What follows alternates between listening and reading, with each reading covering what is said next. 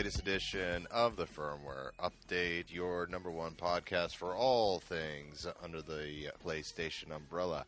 I'm one of your hosts, Malcolm Spinedi, and joining me as always, Joe Garcia. Yes, that's me with the cough.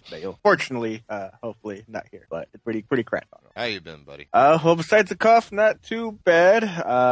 Gainful employment continues successfully. We actually got a few Majora's Mask 3DSs in a couple of weeks ago.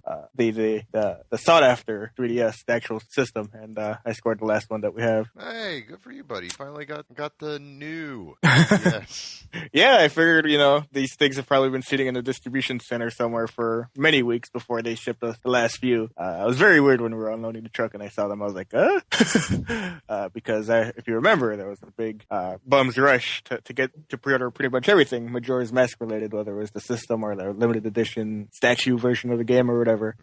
So to see this pop up like 5 weeks after release, just in a truck, I was like, okay. And even then, it took a couple of weeks for them to be put out and sold. So I was like, oh yeah, it was like inside of a minute, it was sold out. If I remember, like I woke up, all right, GameStop's open now. I'll go reserve it. I pick up the phone, ask them, talk to them, and they tell me, yeah, it's already sold out. Yeah, like that's great. That's just great.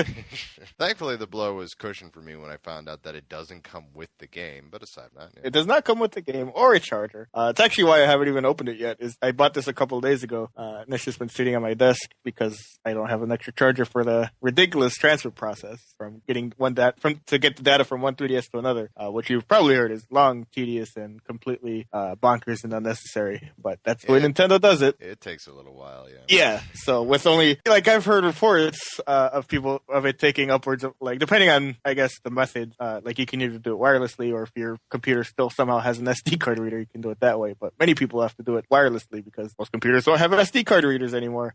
So they have to do it that way. And I've heard reports of it taking up, depending on their Wi-Fi speed or whatever, up to 4 hours for it to do that. Thankfully, I bought mine at the start of work. So while I was at work, it was going from one to the other in the background. Yeah, the nutty thing though is that of course, most things when you buy them new aren't fully charged, and so if you do that straight out of the box and you only have the one charger and you forget to charge your old 3DS, you're basically kind of babysitting the two systems and kind of switching the one charger you have between the two of them to make sure neither of them dies before the process is complete. So cool beans. What I did is I ordered a USB charger for 3DS on Amazon for $4. So I'm waiting for that to arrive later today before I start doing it. I was about to say you could have gotten a charger at GameStop and it would have been $9.99.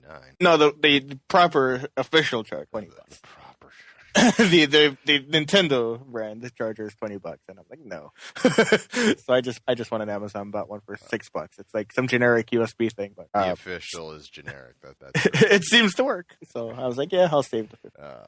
Well, that's good for you, my friend. Welcome to the new generation of 3DS, which is not at all like the current. It's probably very similar, but I'm happy to have it because the SD card. I don't know if I've mentioned my 3DS was before, but the SD card on it just decides to, or it kind of freaks out every now and then. I'll be playing something that I downloaded digitally, and the system will just freeze and say the SD card was removed, even though there was no way for me to do that. Oh, really? Wow. Yeah.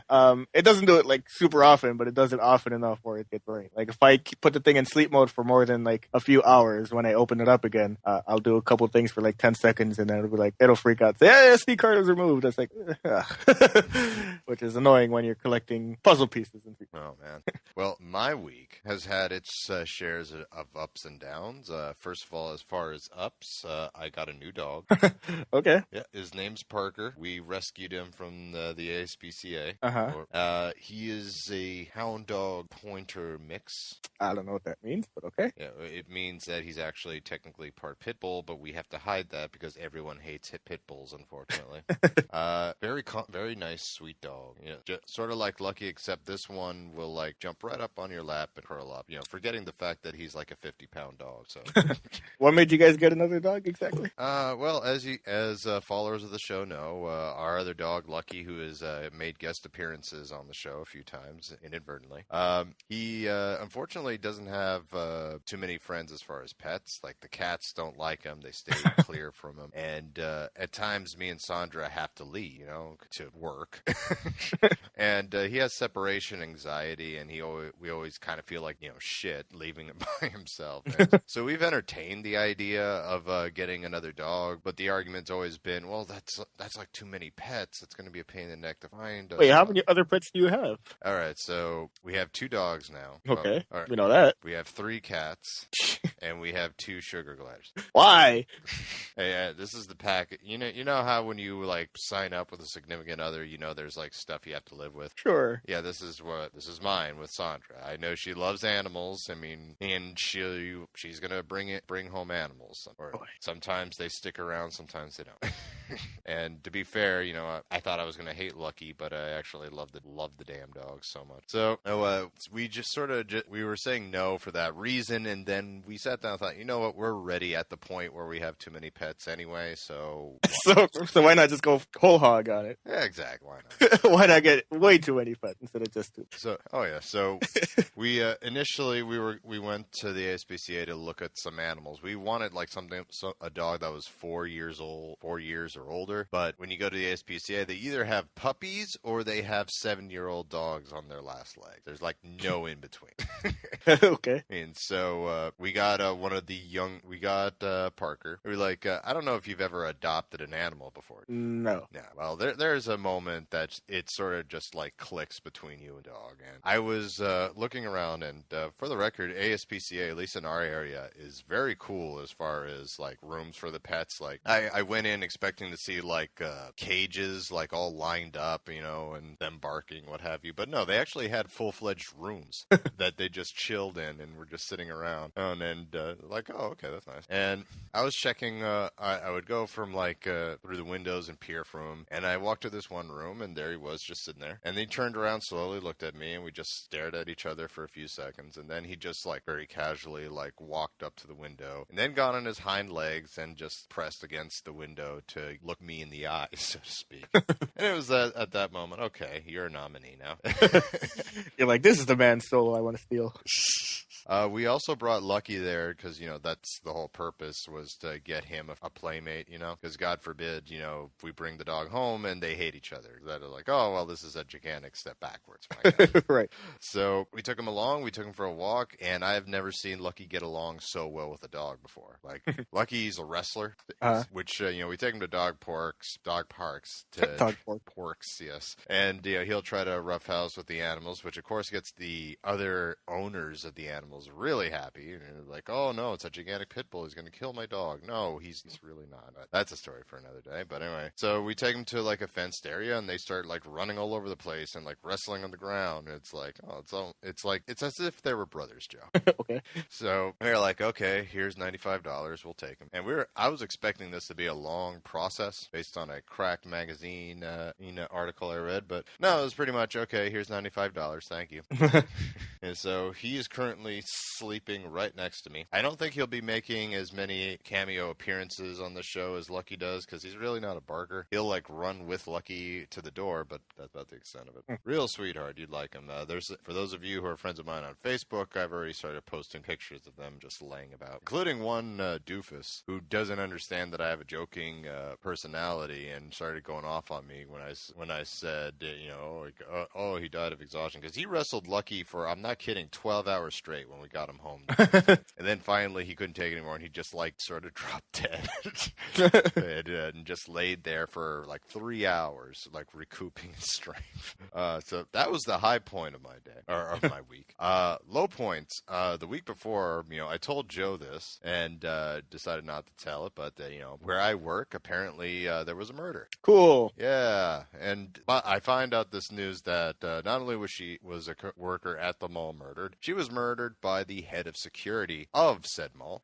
Well, that seems troublesome. Indeed, especially when you find out that head of security was already a convicted felon. So what even? What? What is the vetting process here? Apparently, it's not that good, Joe. Jesus. What's going on? Oh man, Jesus. Oh man, and the story. How does that happen? I don't know, Joe. You think like security? I know criminals. They'll know how to Like- protect this. Like, I'm all for rehabbing, felons and criminals coming out of the penal system. It's a fucked up system, sure. But, things like head of security at a large place of business, probably not something worth taking that risk on. Yeah, let them have a job at McDonald's and work their way up. Yeah, if you want them to sell insurance, go for it. Whatever. Yeah. But head of insurance, or head of security seems like a leap. So that happened just like in the area of the mall. And the story gets darker from there, folks, but I'll keep that tucked away just to keep this show somewhat light. So yesterday, I was walking to work. I have this little route that goes by the crime scene, for lack of a better term. And I'm, listening to some podcasts, keeping my head down. And guess what I see on the street, Joe? What? A bullet. Come on. Yep, right there on the street. No one took it? No one took it. And It's like that for evidence or something? No. I mean, I guess it's a pretty clear-cut case, but... Yeah, it's pretty clear-cut, and I was... But you think they'd take it anyway? Yeah, so I was looking at the bullet, trying to figure out what to do, so... Wait, you picked it up? Not with my hands. I had a plastic bag, and... Well, you got to preserve the crime scene, though. Yeah, I know this now, trust me. We'll get to this. Essentially, what happened was, now, I work at AT&T. You know what's the number one reason for why people get fired from AT&T, Joe? Tampering with crime scenes? No, but terrible guess. No, it's a... Well, attendance. Okay. Yeah, it's like each day you miss, that's whether you're sick or not, that's a point. And when you get to 7 points, you're done. That's how that 70% of people are actually let go thanks to attendance. So, and I had just gotten my first warning, so I was really, really weird about, because I only had like a couple of minutes to get to work before I was late, which adds up points too. So, not thinking, this is one of those hindsight type deals, but not thinking, I reach into my backpack, my infamous 2 backpack that I used to carry stuff to work. I had a plastic bag in there, and picking up like it's a piece of poop, I picked up the bullet, ziplocked it in the bag, and took it to work where, after punching in, I then called the cops after talking to my manager. So the cops come by, I tell them the story of what I saw, showed them on Google Maps where I found it, where, he very calmly explained to me, you could have just called from work. I'm sure that they would have understood. I would have vouched for you as you kind of tampered with the crime scene, as he points out. Yeah. Yeah, it's not like this happens on a regular basis for me. But come on. Come on, nothing. How often am I going to be able to say I walked through a murder scene on my way to work? Yes, I may as well roll around in it while you're there. Oh, yeah, it's not like they for anything. So, and plus, lesser known fact, Joe. If you have to pick up a piece of evidence, Joe, it's best to use a paper bag because plastic bags wipe away fingerprints. Mm-hmm. Now, the bullet, thankfully, he brings up a lot. He asked me a lot of questions, which made me feel like an idiot. But he brought up, just in case this actually is something, the prosecution is going to be asking you the same questions. I'm just sort of pairing it. The bullet that I found was never fired, so he doesn't think it had anything to do with it. Plus, it looked pretty old compared to his bullets, which he actually took out his bullet clip and showed me the inside of. It was my first time actually seeing legit bullets, and actually, now that I think about it. Okay. So he's like, yeah, I'll call you back if it turns out to be anything. And long story short, it was just a case of lost property. And he thanked me for calling him and just told me, next time, think more ahead. Yeah. So that was my experience in a murder scene right there. Okay. And he brought up the point that, don't worry, we got the guy. He's in custody, and we already have evidence against him. So I don't see this hurting case at all. So, okay. Which is good. Yeah. So that was my CSI moment for the week. Right there. So learn from my mistakes here, folks. If you enter a crime scene, first of all, get out of there. Secondly, don't touch anything. Don't touch it. Just call the cops and wait there, and they will vouch for you so you can miss work. It's great. And so, what have you been playing, Joe? Yeah, aside from rolling through crime scenes and tampering with everything, probably talk about what we've been playing this week, right? Mm-hmm. Let's see. I finished Mortal Kombat X's story mode. The best story. Sure. Yes. Sure. I tell you, when it's all said and done, there'll be Last of Us and Mortal Kombat X. That'll be right up there. Yep. Sure. I mean, if anything, the story mode is good for endearing you to the newer characters that they introduce. Yeah, that's all it is. It's basically making new stars, so to speak. Yeah, because I mean, when like say Street Fighter 3 came out and you had all these new characters, and there's no real story to give you. There's no reason for you to care about them. Yeah, there's no attachment. Yeah, but with this, you've got a surprising amount of new characters. You've got Aaron Black, you've got Cassie Cage, Jackie Briggs, all these people, and to the story mode, say, yeah, these people are alright. Yeah, like 8 new characters. It was actually pretty cool. But still story overall as an actual story. Yeah, but it serves its purpose, I guess. As long as Mortal Kombat's around, you can't say that there are no fighters with stories, because it works, and plus it goes on, and we'll get more into it in the news. But yeah, that's cool. See, I sunk a few more hours into Final Fantasy Type 0. Nice. I like that game. It's a good game. Still ugly, I think, in terms of being an up-res PSP game, but overall, as an actual game, I do like. I don't know if I'll actually beat it, but I'm about 6 hours into it, and I've enjoyed it so far. Nice. And I finally dug into MLB 15 a little bit with my creative player with Joe Garcia, minor league pitcher extraordinaire. He's 2-1 right now in Double-A baseball. Big things. Little Pop. Sure, whatever. Little Pop. That's what I've been playing. Oh man! So as far as what I've been playing. So sorry, dog got up and just crawled right over me. I've been playing. Still been playing Final Fantasy Record Keeper. Unfortunately, between getting the new dog and crime scene, I haven't been able to put in Type 0. Though once we finish here, I'm gonna finally pop that in. Just play it. Yeah, you have 0 trophy progress in there. I was like, huh. I have Type 0 trophy progress. Little fun there. So that's going to get played at the conclusion of me posting this on Podomatic and iTunes and all that good stuff. Let's see. I've been playing Mortal Kombat still. Did you get your faction rewards yet, Joe? Yeah, I got some coins and some other junk. Yeah. I only got coins. I forget what else I got for being part of the Lin Kuei, but yeah, coins I got. I know. Coins. I'm impressed you were able to check, Joe, because unfortunately I still run into errors when I try to check it out. Can't connect to the faction server. Fuck you. Come on. Yeah, it is kind of nuts how much it's still having trouble to connect for that stuff. It seems like it should be pretty easy to connect at least the faction stuff. But whatever. You would think. Let's see. Oh, the strategy guide for Bloodborne finally came out. Okay. And Joe, it is a goddamn Bible. My God. It feels, holding it, looking how thick it is, it feels like I just came down from the hills talking about 10 Commandments. It's that big, Joe. My God. Okay. So much information. You Catholics out there will get that joke, by the way. But anyway, so much stuff. So yeah, I've been diving a bit back into that game, and that's been pretty much it for me as far as games go for the present time. I still need to sit down and play Xenoblade Chronicles that I got a few weeks ago. I think there's a Xenoblade thing on Nintendo Direct today as we record this later on. So I don't know. You should probably look forward to that, Malcolm, as the Wii U adopter for the purpose of playing that game. Is it the creators apologizing for how the humans look and then bowing for 30 minutes, like when Sony had that big 2-month sabbatical with online stuff? Sure. Yes. I think that would be best for all parties there. It's like, everyone looks like a thumb, we apologize. I mean, it's incredible. Like, the robots and mechs look great, but the people look terrible. Just make everyone a cyborg. I mean, come on. Freaking hate. It looks like I drew a face on my thumb, and that's the character. But that all being said, it looks like a fantastic.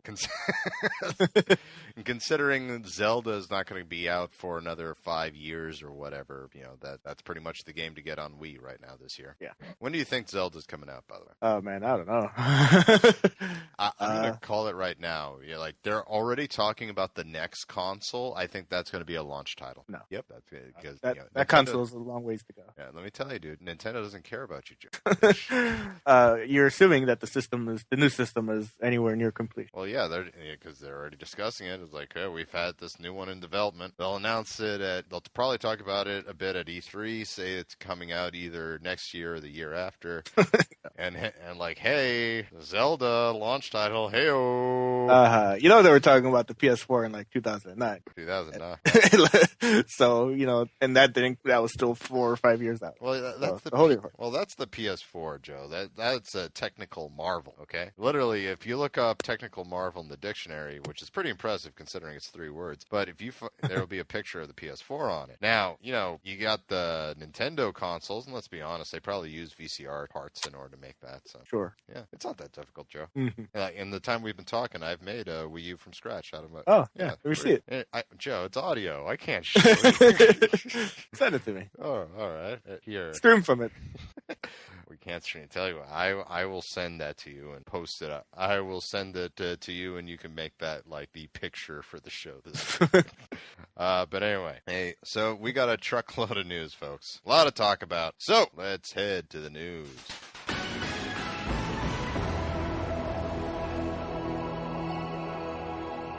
All right, Joe.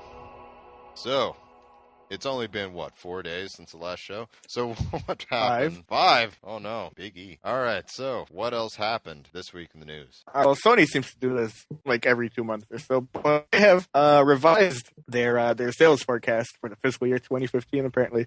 This is an IGN report. It says, Sony has announced a revision to its consolidated forecast for the fiscal year, as the company has seen a marked increase in its game and network services, music and imaging products and solution divisions. As such, the PlayStation manufacturer is anticipating a higher figure for its overall operating revenue and sales for the year. Sony's operating income forecast for February was 20 billion yen, and now its revised forecast has jumped to 68 billion.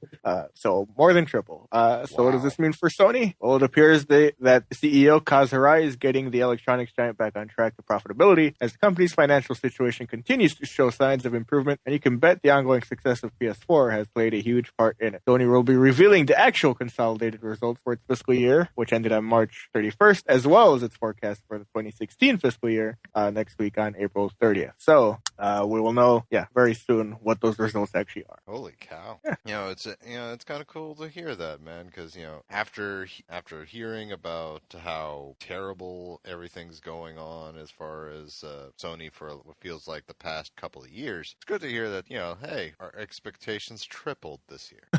So nice. It's going to be wonderful. So, do you have anything else to say on this, bud? Not really, because for now it's just kind of as I'm adjusting expectations, and we'll know the hard facts, I guess, next week for sure. We'll see how it actually pans out. All right. What's the next story? Next story is that, also from IGN, apparently UK pre-order numbers have plummeted as gamers react to delays and high prices. A report conducted by Ipsos Mori's Game Track project on behalf of MCV found 20% of UK gamers are either pre-ordering fewer titles or not pre-ordering anything. 9% of those asked responded by saying they've cut back on pre-orders in the last year, while 11% haven't pre-ordered anything at all. Only 5% of those asked said they pre-ordered more games, while 49% never pre-ordered anyway. About 10% hadn't changed their pre-ordering habits, while the rest did not know. The data revealed the UK is the number one territory across Europe for pre-orders, so the news it's also seeing the sharpest decline is likely to concern public. As for why a dip is happening, the biggest reasons are consumers spending money on other non-gaming items instead and waiting for prices to come down. In fact, all of Europe is seeing a decline, with UK, France, Germany, and Spain pre-orders dropping 12%, meaning 10.3 million gamers have stopped or reduced the number of titles they pre-order. Oh, not Spain too. There you go. That's not surprising, actually. Any truth to the rumors that the British are also sneaking onto video game ships and dumping them into the ocean as revenge for 300 years ago? I don't think that'd be wise, because not every game comes from America. I know, it's really racist on part. But yeah, not surprising. Oh, this doesn't surprise you at all? No, because as we've seen in recent years or months even, there's really no reason to pre-order anything. There's always a bajillion copies of games, of all the biggest games at least, floating around. There's never a lack of supply. If you want to get like the new Battlefield or whatever, there'll be plenty at GameStop or Best Buy or wherever you go. And the idea of waiting just a few months to see a lower price, like even this week we just lowered. Like I think there's a sale on Battlefield Hardline that came out a month ago and it's already selling for $40. So how does that make you feel when you pre-order the game at full price? It's like you look at that and you're like, well, I'm fucking done pre-ordering shit because if I wait 6 or 8 weeks, I can get it for 33% off. So. Now, Joe, what would your advice be to developers to get people to spend that trade-off back? Well, I don't know. Like on the publisher side, I don't know because I guess you just have to find better ways to convince people to spend $60 because as it stands, the things that they always tout before the game's release isn't what's in the game. It's what's going to come after the game. It's like, oh, here's the information on the season pass for our game coming out in 5 weeks. It's like, well, you should still be convincing me to spend $60 in the first place, not $30 this day of on top of that. I don't know. By the way, that's also going to be EA Sports' new catchphrase. By the way, EA Sports, it's after the game. It's everybody's catchphrase. So you think that the goal is the trick is to show that there's going to be a follow through, that there's going to be more stuff coming afterwards. Like if you advertise a season pass, say you're going to be this is our plan. You're going to get this, and this. Well, not necessarily that because publishers are doing that anyway. Like with the Mortal Kombat Combat Pass, you know exactly what you're getting. We've known exactly what we're getting for weeks, and the game just barely came out last week. So I guess that's not the problem. It's just a matter of I don't know, like pre-ordering stuff. It just seems like I don't know, like convincing people to pre-order stuff is trickier now than ever. So I don't know. It's not advice that I feel like offering publishers anyway. It's like, how do you get people to pay for the game before it's out? It's like, I don't know, you figure it out. It's not my job. But I think it's good that gamers are growing wiser to the pre-order game. So. I think it helps if you give like a clear vision of what the game is and get the excitement level up. Like Mortal Kombat, I knew what I was getting. Mm-hmm. I had a very clear idea what it was going to be, and I'm like, yeah, I'm totally for that. Witcher 3, I think, is right up there too. So I know what I'm getting there. Right. Here, so I'm gonna drop my money down. Like other things, like I'm trying to think of something I chose not to spend the money on, but it helps if everyone knows what they're getting. Sure. I'm trying to think if there's such a thing as a pre-order bonus that is worth Well, yeah, I can understand that. I can see your point there. Probably not, but at the same time, there are certain things that I like Goro as a pre-order bonus. I thought that was cool, but at the same time, they've said, yeah, you're going to be able to buy him later. So yeah, the thing with things like Goro is that it's more of a marketing ploy to get people to pay for the game before the reviews come out. Because sure, obviously not all games are going to be bad or worse than people think. And obviously, Mortal Kombat X is a fine game. But for the most part, things like that are like, hey, here's this exclusive character that you don't have to pay for if you pre-order. Things like that are designed basically just to get your money before you have the most information to base a purchasing decision on. Like pre-orders are more helpful to publishers than they are to actual consumers and gamers because it's fine to be like if you're at GameStop and you want to do the thing where you're basically putting out a no interest loan on a game, that's cool. Paying it off over time, but it's more helpful for publishers because they can take that pre-order information. Like, hey, look at all these pre-orders that we got from GameStop. They can take that information to Best Buy, like, hey, look at all this that we sold to GameStop. Maybe you should up your orders too, of our game. So that's mostly what it is for pre-order. It's less about helping you and I and more about helping them sell more copies. Here's another question. Destiny, what did they do? What did they do right that got them the pre-orders that they got? Because in hindsight, I would say they barely told us anything. Yeah, but I figure that many of those pre-orders came after the alpha and the beta, and actually gave people an idea of what the game actually is going to be like. Because before that, all we kind of we had the Vegas descriptions. It's kind of like Borderlands, but with 3 players instead of 4.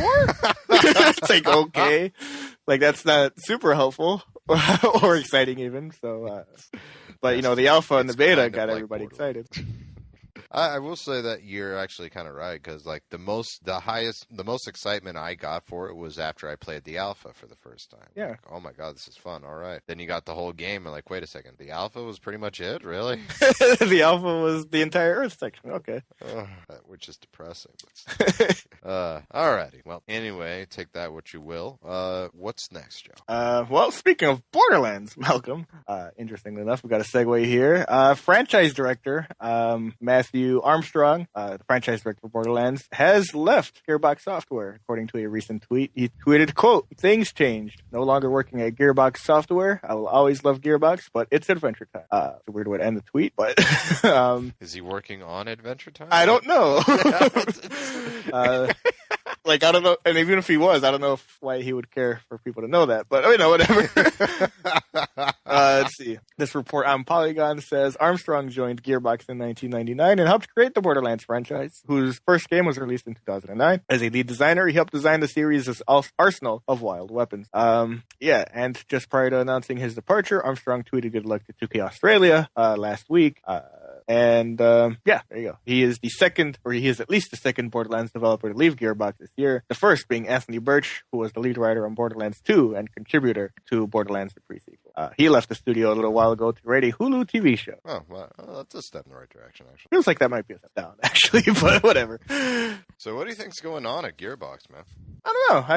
The original game came out in 2009, I said. Mm-hmm. That was 6 years ago. You figure they were working on the game for a couple of years before that. So we're talking about 8 years on one project, basically. I can see people wanting a change of scenery after that. Good luck to him, I guess. Yeah, definitely good luck to him. Thank you for working on those games as long as he did. It's just a little concerning. Maybe this is why Randy Pitchford was like, yeah, we need new people, because everyone's leaving.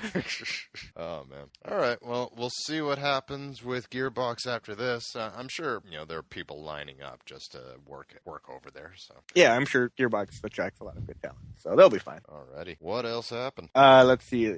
Last night being Thursday as we record, Marvel or Telltale Games rather have announced that they are working on they have announced an all-new partnership with the incredible team at Marvel Entertainment, teaming up on the development of an upcoming Telltale game series project set to premiere in 2017. That's all they've announced. They announced it on their blog. They just made a post. It's basically just a big image. It says, with the Marvel and Telltale Games logos and 2017 under it. Well, talk about a highly anticipated title. Jesus Christ. Yeah, definitely. Obviously, Telltale has very much positive experience with adapting comic series, The Walking Dead, The Wolf Among Us, and now Marvel.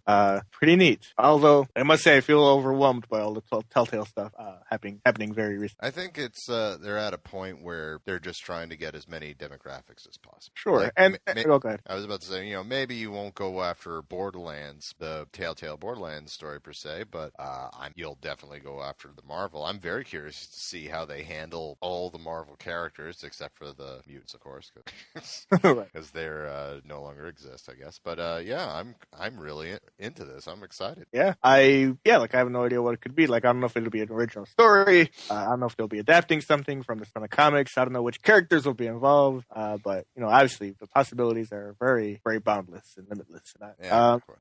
Quite seriously in this case.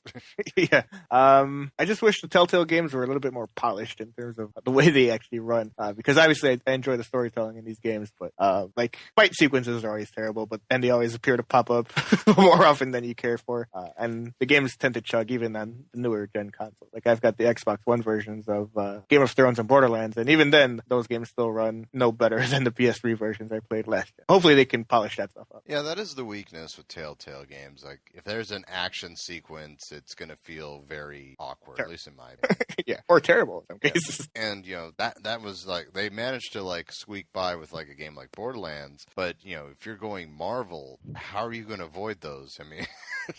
Yeah, I mean, unless the game is like Howard the Duck or something, where God, you know don't you even can joke, minimize. it could be Howard Duck. Hey, I hear that that Howard the Duck comic book that's been released has been excellent. Like they just launched a new one a couple months ago, and I hear it's really great. Really? Oh, that's good. It's written by the guy who draws Sex Criminals, which is excellent. Wait, what? Yeah, the guy who you remember Sex Criminals? I've mentioned this before. I think you did, yeah. Yeah, Oh, the guy okay. who draws that book writes Howard the Duck. Ah, okay. So his depraved sense of humor, I guess, translates well to Howard. Yeah, I've also heard that they're considering giving Howard a movie, which yeah, Probably not. yeah, I could see Howard getting a Netflix series. I'd be into that. Didn't they just announce that Daredevil's getting a second season? Yep. That's gonna be weird because I mean, obviously I want a second season, but I mean the way that it's structured, it feels like that's gonna be like years away because you know they got all the other Netflix series that I assume they want to do before that. You know, they've got the Luke Cage, Jessica Jones, Luke Cage, and Iron Fist, and then the Defenders when they all group up together. You figured that a second season of Daredevil would come after all of that, right? I'd imagine. But that might be like 2 or 3 years from now. Well, depending on when they do it, like if they keep in mind, it's not like they go through a season. They just like literally just drop it. Yeah, I guess. Hey, like if they release a Marvel series like every quarter, I think they could do something really good there. Yeah. So we may literally have Daredevil by this time next year. I hope so, because I finished watching that. When I finished watching that, all I did was want more Daredevil. I was like a fan. That's good. It's a good show. Indeed. I'm really looking forward to Iron Fist. Like if I get like the Marvel take on a martial arts movie, I think it would be really cool. Iron Fist is going to be the same show as Luke Cage, right? That they're both share the same show. Share the same show. No, they're each going to have their own. Do they? I thought it was like Heroes for Hire or something. Well, yeah, that's what they become in the comic book. But I think at first, no, they each get their own separate deal. Oh, okay, I'll look at it. Yeah. I'll update you later in this show. There you go. And I sent you the picture of my Wii postage. Oh. All right, what's the next story? Next story is that Square Enix has detailed plans for their E3 2015 press conference, Malcolm. Please be excited. Please be excited for E3 on Tuesday, June 16th at 9 a.m. Pacific, 12 p.m. Eastern, and 1 a.m. in Japan if you're over there listening. During the conference, Square Enix will discuss its, quote, exciting slate of games coming out in 2015 and beyond. The conference will be available for streaming via Twitch and YouTube. Of course, IGN. Oh, I'm reading this on IGN, by the way. Of course, IGN will be outside cover. All exciting now. Blah, blah. There you go. So June 16th, 9 a.m. Pacific. That's 11 Central. That's probably a little. I think that's after. Yeah, the Sony stuff and Microsoft stuff is on Monday, so I figure that's Tuesday. Yeah, okay. So, Joe, what do you think we're gonna see at this con? Well, I would hope that they show Final Fantasy 15 with a firm date, hopefully for later this year. I agree. I think we'll get that. And it depends on how long this thing's going to be. It's probably going to be like an hour presentation, but you figure they'll hopefully show Kingdom Hearts 3. It's not something I necessarily care about, but I'm a vocal minority. I'm a vast minority on that one. What else? Hopefully they have something to show for Deus Ex, maybe the new Tomb Raider, and miscellaneous. I don't know what other stuff you might have a little more insight on the Square Enix side of things. You covered all the big ones. I definitely think we'll see something as far as Kingdom Hearts and Final Fantasy 15. A release date for 15 if they're smart. I think Deus Ex is a given. Are they behind Star Ocean? Yes. All right. I think we'll see a little bit more about Star Ocean there too. And of course, this being Square Enix, they have to drop the ball somewhere, which is why I think we'll see another trailer for Final Fantasy 7, not a remastered version, but just it coming to PS4. Probably with release date, because that's what we all wanted. Of course. A port, yes. So yeah, that's what I think is going to happen. All right, what else happened this week? And you were correct. The Luke Cage and Iron Fist are separate shows. Haha. I thought they would do the Heroes for Hire, I guess. Maybe season 2, depending on how they do. I mean, they'll probably tease it a lot when they do the Defenders movie. Yeah, I mean, they'll probably just do it as the Defender.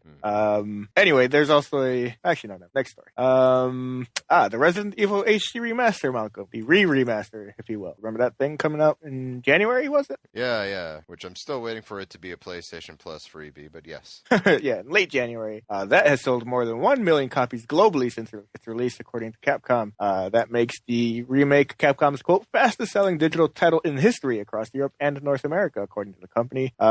If you remember, also in early February, Sony announced that the HD remaster was the best-selling game on PS3 and PS4 that month. Oh wow. So, do you think it's frustrating for Capcom a little bit that How do you figure? that well, not from monetarily, but they've given like how many attempts at Resident Evils over the years, and number one is still highly regarded as the best one. Well, I don't think it's regarded as the best one anymore. I believe 4 is probably taking that. I thought you were about to say 6. 6. No, like, well, 2 and 4 are usually the ones that are regarded in that. But yeah, like clearly people don't care for the action skew that they've taken with that series as of late, and things like this sell way better than Resident Evil 6 did. So yeah, that's obviously a reflection of what people actually want as opposed to what Capcom wants to make. So hopefully they get the picture. Indeed. All right, what's the next story? Got a couple of Rock Band news items here for Rock Band 4 specifically. For one, apparently Mad Catz, the peripheral maker who are making the instruments and have made the instrument for Rock Band for a little while, I think. They announced that they are co-publishing Rock Band 4 this year. So that means that they will be leading global sales, promotions, and distribution and whatnot, dealing with a lot of the business side of things. So that's cool. Yeah, it makes perfect sense, actually. Yeah, it does. I think, like, back in the day, Red Octane co-published Guitar Hero when Harmonix was working on that, and they were the people who made the guitar controller as well, so it's not impressive. It is funny that Mad Catz has become an actual respectable peripheral company when all their time leading up, like all the way through the PS2, they were regarded as the off-brand shitty peripheral maker that you would give to like your little brother to play with or whatever. Like, here, you get the shitty Mad Catz controller for players ever. Remember those days? Oh yeah, we have to start somewhere, Joe. But now they make like top of the line fighting sticks and whatnot. So cool. Yeah, it's good for them. It's a pretty fun story, happy story. You know, they make garbage, but then they learn to make fantastic. But they keep at it. Damn it. They still believe. All right. Well, what else happened in the world of Rock Band? Let's see. Okay, so I don't know if you remember Green Day Rock Band from a few years ago, Malcolm. Do I? Yeah, there was at one point you could export those songs into the main Rock Band 3 library or whatever. But Harmonix has announced that license is expiring soon, so you will only be able to export those songs until April 30th, as of this recording, 6 days from now. So if that's something you care to download to your library and have, for Rock Band 4, you've only got a few days to go do that. If you already have exported the songs, you'll be unaffected. The songs will remain in your song list. You'll be able to download them as you please. But everybody else, you've only got a few days if you care. Have you done so yet, Joe? I don't care about it. Don't care for Green Day. All right, agreed. Moving on. Let's see. Interesting here is that the BBC has officially unveiled its new factual drama Game Changer, which is set to follow the story surrounding the creation of Grand Theft Auto and the controversy it stirred up. The report comes from IGN. It says, quote, the first rumored earlier this year, Game Changer will center on the real-life conflict between co-creator Sam Houser and campaigning lawyer Jack Thompson. I don't know if you remember that douche nozzle, but yeah. Refresh my memory. I tend to forget douche nozzles. Well, Jack Thompson was the moral vanguard who was fighting against the corruption that is Grand Theft Auto, and he was constantly trying to get the game pulled from shelves, even though he had no real evidence to back up any of his claims, and he was eventually disbarred, so he's not even a lawyer anymore because of his many let's say wayward lawsuits and whatnot. So yeah, and BBC has also confirmed that Daniel Radcliffe, aka Harry Potter, is confirmed for the role of Hauser, while Bill Paxton will star as Jack Thompson. That's interesting on all fronts. Conceived for an adult audience, this special 90-minute drama tells the story of the controversy surrounding the computer game Grand Theft Auto, arguably the greatest British coding success story since Bletchley Park. At a press release. So cool. All right, and definitely gonna have to look out for that one. Yeah. All right. What else happened this week? Here we go. Here's something I completely forgot existed. The Elder Scrolls Online has started its console beta. Its console beta started, I think, a couple days ago on the 22nd. It is a limited public beta, and it is their one and only beta before launch. So if you did not register to your interest on being on a console invite a few weeks ago or a couple of months ago, there's no other way to get into the beta. So if you have your beta invite, lucky you, I guess. Did you get a invite, Joe? No. Let's see. The beta test opens Thursday, April 23rd, and ends on Monday, April 27th. So it's only this weekend, actually. So there you go. And that game is set for release on June 9th, just a little over 6 weeks away. Very cool. Man, that game was something else, huh? I hope it's improved since when I first saw it on PC. Yeah. For those of you wondering what I'm talking about, I would recommend checking out Angry Joe's angry review of Elder Scrolls online. He goes into it quite well. Though who knows, maybe they improved it all and consoles will actually be the better game for once over PC. Yeah, maybe. Maybe. Probably not. All right, what else happened this week? Let's see. Mortal Kombat X. Malcolm, going back to that. Yeah. The first participant of its combat pass is Jason Voorhees from the Friday the 13th series, and he's set to release on May 5th. So in a couple of weeks from now, or a few weeks from now, actually. I am so stoked for this, man. About 10 days. That will be available first to players who downloaded the combat or who bought the combat pack. Everybody else will have to wait the next week until May 12th. He'll also be playable as part of the game's premiere towers, even if players have not purchased him. So there you go. Which I think, by the way, is a very cool idea. Like I don't know if I mentioned in the review, but like in the first day Mortal Kombat was out, the challenge tower, one of them featured Goro, and you just climbed up, and the final boss was Johnny Cage, who even makes a reference to the movie just before you guys fight, and I thought that was cool. And this way, if people didn't get the combat pack, they could see, oh, well, I really enjoy using Jason. Now, here's the interesting part. All right, I know with Ed Boon has already said, don't worry, the special characters that you can purchase will also have their own intros with all the other characters. So you'll see like Jason like talking or interacting with the other characters before. I hope he has a monologue. Which is, well, I was about to say, he doesn't talk. Like just an entire monologue. I mean, the monologue is just going to be him tilting his head to the left in curiosity like Kane Hodder would have him do. But I'm very curious to see how it goes and what his moveset's like. Is he going to be, like, I can't imagine doing combos, Jason. Like, Jason would be like how characters like Goro or a Montaro would be in the old school games where they'd hit you once and that was the equivalent of a 10-hit combo. But I'm very excited. I'm very curious to see what he's like, and I will be there on May 5th to use him. Okay. Do you have any other Mortal Kombat news? I do, as a matter of fact. All right. Because apparently Ed Boon, creator of Mortal Kombat and creative director, was asked by a fan on Twitter. The fan asked, quote, "So Ed, are you secretly gonna patch in the NPCs from the story to make them playable?" The NPCs, or the current NPCs being people like Cabal and Striker and Rain and Smoke, Sindel, Rain, yeah, and so forth. Frost, a whole bunch of characters, Baraka, that are in the story but are completely unplayable for you, unless you have the PC game, in which case you can mod it, play them. But that's not here. But apparently, he responded with, "You mean like a story pack?" Which kind of suggests that maybe they would sell you those characters even though they're already on the disc. I don't know, but yeah, there you go. There's that. Well, it depends on the characters, because I'm sure you've seen the stories about people who have like hacked into the game to use those characters. Yeah, Sindel, Rain, and Baraka. Yeah, like, now they're playable in their like most basic primitive form, but they don't have 3 variations like the other characters do. Right. Now, if the DLC gives them variations, I would change it a little bit. If it's a story pack, I'm curious if that means that we'll get an expansion on the storage. Being one of the guys who likes the story of this game, I would be actually really into if it meant like a couple of more, like another hour or so of story or missions or what have you. So. I think the way Ed reads it is that it would be characters that are in the story but not playable. Well, we shall find out. Just the character. Well, we shall find out what the quizzical Ed Boon means. I don't know. Like, I wouldn't want to pay for those characters. Like they're already in the game. Just give them.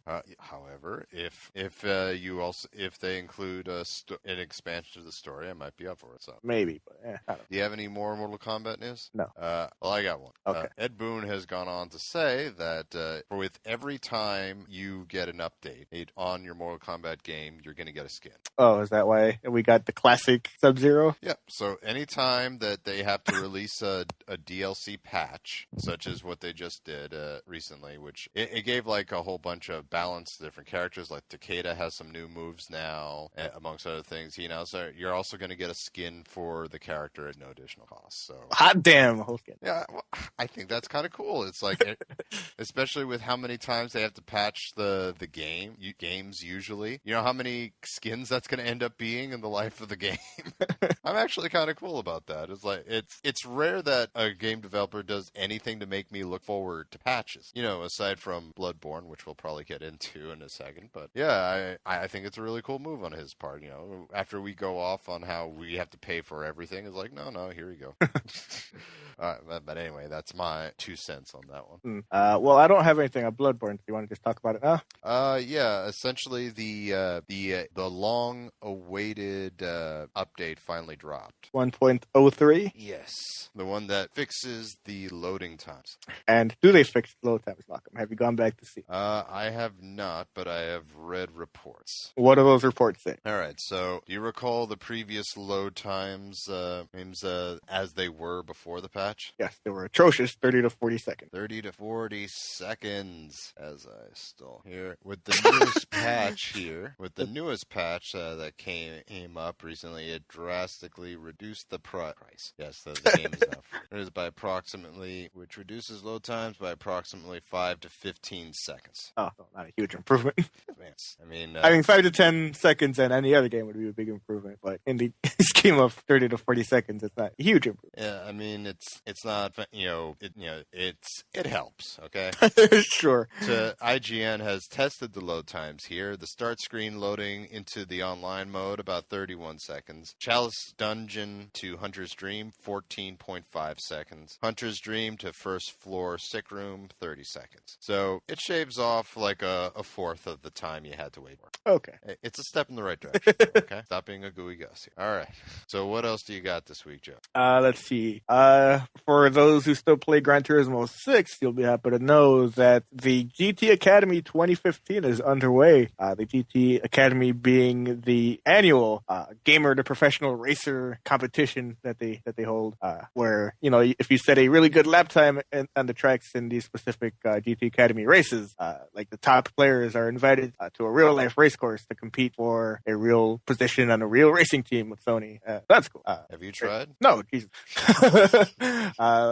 Yeah, there you go. I figured it's worth giving people a heads up if they're into that. Yeah. Like, do they just play the game in order to get in, or do they, sign up, or? Yeah, basically, they're, the GT Academy competition at first is all done through the game, where, every other week or every month or whatever it is, you just compete in these races to see who the top times are, and I guess they verify, who's actually not cheating or whatever, to see which are worthy of being invited out to compete in a real race car with a real race team. Nice. So it's a fun thing. It's the thing that I've always enjoyed looking at from afar. Oh. All right, so do you try to do it, or do you just No, because I've got I think I'm pretty good at Gran Turismo, but that's in the scope of playing with a regular DualShock 3. I don't have a racing wheel, so even at my very best, I'm still several seconds behind even the most mediocre racing wheel player. All right, how much does a racing wheel cost? Hundreds of dollars. Does it? Oh shit. Yeah, 200 for a decent. Daggum. Well, we'll see. Yeah. We'll have to see what we can do, Joe, and get you off to the academy. On top of having a place to actually set it up, a decent chair, bracket thing to put it on. Okay, how big is this thing? Oh, it's just a wheel like you would expect. I don't know if you ever seen a racing wheel from back in the day, but they're basically the same design-wise. But, a lot of people get chairs, racing seats and put it on a bracket so it's in a natural seating, driving position as opposed to putting it on your lap or whatever. Okay. That's the whole thing. Gotcha. All right. So what is the next story? Tony Hawk continues to tease what is eventually going to be a new Tony Hawk's Pro Skater game, Malcolm. Yeah. How's he going about this? Well, this time he's taking on his Instagram page by by recreating. I don't know if you remember from back in the day the character selection screen. He's got skateboarder Rob Wooten here. He kind of films him. I just sent you the link right now. You can go ahead and play it. And he's got the character select music playing in the background, or while Mr. Wooten pretends that he's in a character select screen. So it's pretty fun. I don't know if you're playing. Yeah. It makes me very excited for the eventual Tony Hawk's Pro Skater 5. It's what they seem to be leaning toward. If they call it Tony Hawk's Pro Skater 5, I'll be very happy. It's pretty cute, actually. Has the thing I have to ask, so is there any actual footage yet? No, it's all just been that weird image from that one chef or whatever, that caterer, who's like, hey, look at me in the half pipe with a bunch of tables here, and Tony Hawk 5 in the background, on the logo on a projector screen. But yeah, hopefully soon. Hopefully that'll be an E3 thing. I think it will be. It better. We'll probably get our first trailer and all that. All right, what's the next story? The next story is that I don't know if you remember Oddworld, the new and tasty remake that they conjured up for like PS3 and PS4 and Vita. Mm-hmm. The remake of the PS1 classic. According to the developers over at Oddworld Inhabitant, I'll just read their blog here. They said, quote, when Oddworld, the new and tasty was given a release date on PS4, we were excited to announce that the game would be cross-buy on all platforms, meaning that if you buy the game on PS4, PS3, or Vita, you would get the other versions to download at no extra cost. But when the PS4 version of New and Tasty was featured in March 2015's PS Plus lineup, the other versions were very much still in development. Indeed, the PS Vita version still is. And so it was our intention then that only the PS4 version of the game would form part of the PlayStation Plus system, meaning that suddenly the game is not cross-buy. Developing the other versions of the game is not a simple cost-free process and takes time, money, and considerable effort. That said, numerous factors, including fan feedback, I would say especially fan feedback, have prompted us to change our stance on this particular matter. So if you've downloaded the new and tasty game for PS4 during the Plus period, the other versions of the game will be free for download on release. So there you go. They went back on what they said, and then they went back on their go back. So the game is cross-buy once again. From the sounds of it, people weren't happy. I would think not, because if they came out and said the game wasn't cross-buy from the beginning, that'd be one thing. Several games have released that way, but for them to say it's cross-buy and then go back on it, that's not going to make people very happy. No, you can't just yank the rug out from people like that. Yeah, it's like I feel bad for them if they are losing a lot of money. Usually, this is the first time I've heard that somebody lost money by making a game PlayStation Plus. But no, they didn't say they lost money per se, but they said they were basically, the thing is that the other versions are still in development. Oh, okay. So while the game was on PlayStation Plus, they weren't making any money developing these other versions that have yet to release. So that's what they were coming. Okay, so at best, it was a miscommunication with Sony that led to this, that they now have to, or worst case, they changed their mind and wanted their cake and to eat too. So. Yeah, basically. All right, well, either way, the people have spoken, Joe. Mm-hmm. We demand cross-buy games, and we want it done immediately. So good on them. Good on them. They could have been jerks, but they decided, all right, fine. Fine, we'll give you a thing, I promise. Here's your new and tasty game, you jerks. Choke it down. All right, what's the next bit of news? I don't know if you remember last year's Road to Greatness tour for PlayStation 4, Malcolm, but Sony is repeating that for 2015, hitting music festivals and live events across the United States with the latest PlayStation experiences. According to the PlayStation blog, they are kicking off the tour at Stagecoach, the Stagecoach Music Festival in Indio, California, from April 24th to the 26th, so this weekend as you listen to this. And they'll be doing a new location almost every week through November. They've confirmed 8 locations for now, and they're looking to play to do up to they've done 20 or 10 so far, and I think they're looking to do 27 stops. So what they're doing is that they are soliciting fans to send in videos to campaign basically for their hometown to get them to come through them and show up with a bunch of PlayStation stuff, where they'll be driving around the truck that'll allow players to play more than 30 new and unreleased games, compete for PlayStation prizes, and take home exclusive PlayStation goods that can't be purchased in stores. So if you want this PlayStation Road to Greatness tour to go over there, head over to roadtogreatness.com and you'll be able to figure out how to do all. Beauty. Is any of them coming to Chicago? No, the closest one is Milwaukee, and that'll be a little later in the summer. Milwaukee's an hour away from me, but I don't think it's anything I'd travel an hour for. Yeah. All righty. What's the next story? The next story is I've got a small block of sports game news. I know how much you love your sports games, Malcolm. First up is that the saga of EA Sports' PGA Tour game, for the first time without Tiger Woods. Rory McIlroy PGA Tour will launch on July 14th, which is a 1-month delay past the June window that the publisher had given earlier. However, it is 2 days before the British Open tees off, so I guess it's good for that reason. But there you go. By the way, the PGA Tour is actually surprisingly big in AT&T. Is it really? Yeah, I actually got to, we have TVs here to demo Uverse and DirecTV, and one of the reps just put it on and we watched the Masters while it was playing. Man, as much as I love playing golf games, watching golf is the most boring thing on the planet. I can't stand it. Tiger Woods did better than most people thought he was going to do, which sounds weird saying even still. The scrappy underdog, Tiger Woods. Indeed. It went from the most dominating player in the game, then he cheated on his wife, and all of a sudden he sucks. It's yeah, it's very strange. all right, but yeah, that's cool. What else? What else is coming out? Let's see. For MLB 15 fans, you'll be happy to know that the game has received its first post-release patch with 1.02. Generally, the game is, or the patch is generally to fix some online gameplay stuff. Apparently, there was a thing where you could freeze the game when you're playing online by issuing a walk of any kind, whether it was an intentional walk or a regular walk or hit by pitch or a balk. Anything that gave players your opponent a free base, you could do that to freeze the game. And the problem with this is that people were doing it if they were losing by a lot and they felt that they weren't going to win the game, they would try to walk you on purpose to freeze the game so that way the loss wouldn't show up on their record, which is real shitty. But that's fixed now. Good thing. Good on them there. Good, most definitely good. Yeah, that's.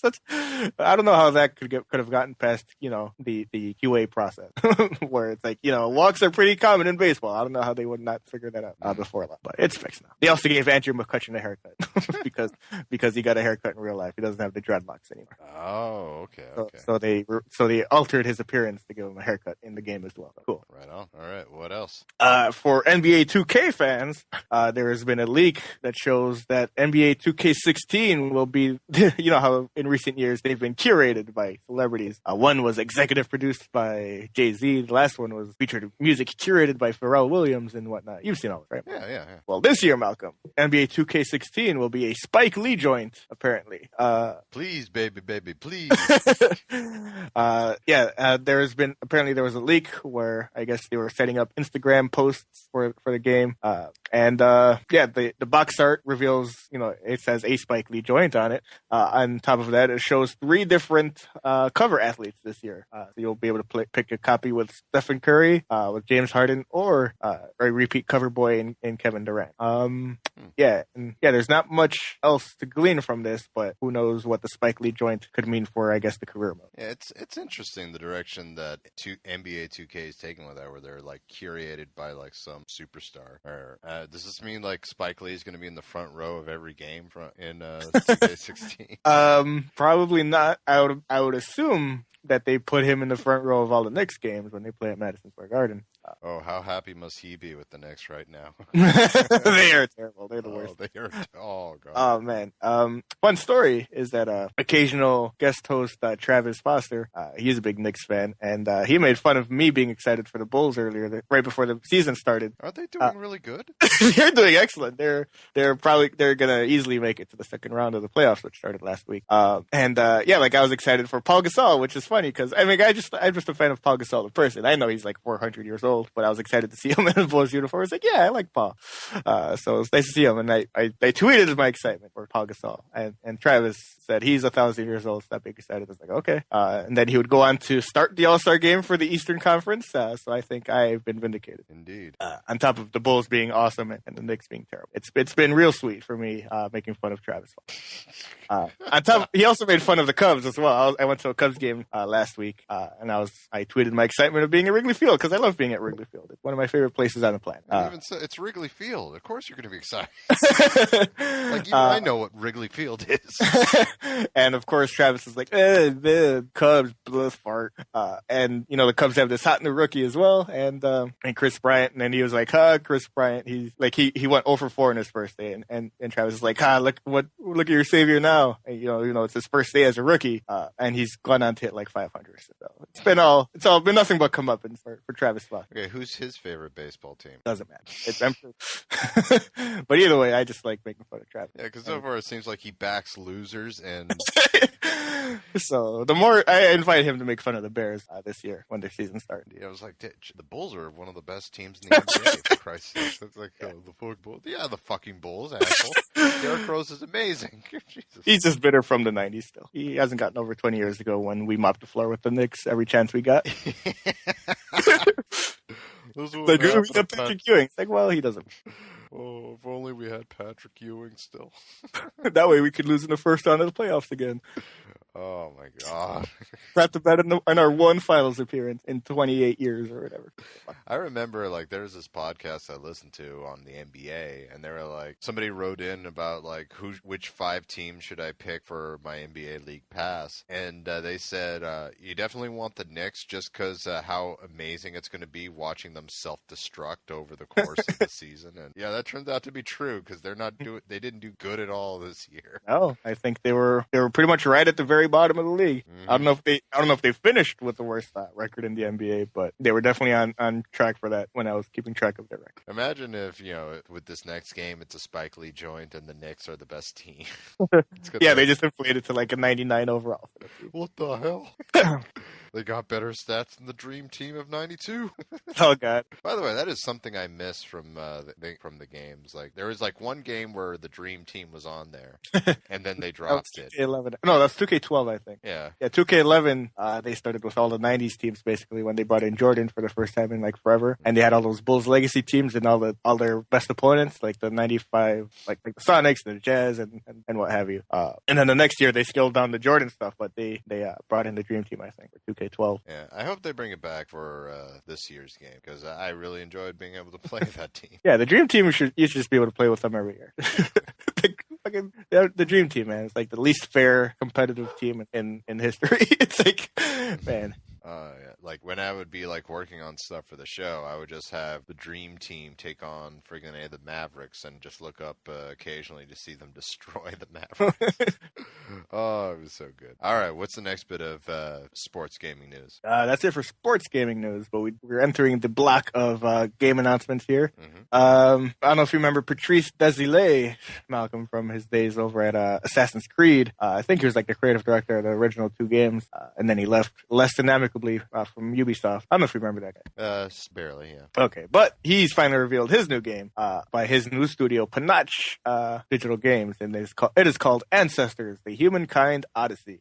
This is the report from Game Informer. It says the developer showed off a quick tease of the project at the Reboot Develop 2015 conference in Croatia, and it ran through some of mankind's accomplishment: our first use tools, Darwin's birth, landing on the moon, and other achievements and monumental events from our species' history. The clip even pokes fun at Assassin's Creed. More details for the project are on the game's official website, which reveals that Ancestors is a third-person action-adventure survival episodic game. Players will relive these high points from our past, but Panache warns that, quote, our civilization is one idea away from extinction or evolution. No platforms have been announced for the game, but Panache says that there will be more information on it later this year. You excited for this game, Joe? Yeah, like that dude, Mr.